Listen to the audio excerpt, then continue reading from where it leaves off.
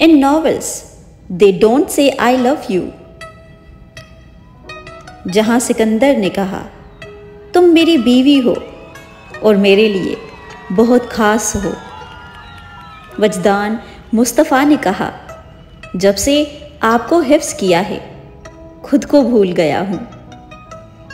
यारम काज़मी ने कहा, हूर तुम असासा हो मेरी ज़िंदगी का, तुम्हें खो दिया तो मैं गरीब हो जाऊंगा। फारिस गाजी ने कहा कि आपने 7 साल पहले मुझे कैद में डाला था। सालार सिकंदर ने कहा, तुम्हारा ख्याल ना आता तो मैं मर जाता और तुम हमारी मुलाकात की तलब ज़रूर रखोगे। उम्र भर हल्का अहबाब बढ़ाया मैंने, अब ये ख्वाहिश है कि कोई जानने वाला ना मिले।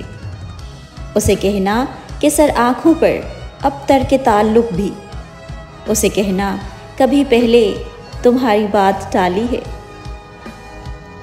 बड़े राज पोशीदा हैं इस तन्हा पसंदी में, ये मत समझो कि दीवाने जहाँ दीद नहीं होते। तज्जुब ही क्या अगर कुछ लोग मुझसे नाखुश हैं, बहुत से लोग दुनिया में पसंदीदा भी नहीं होते।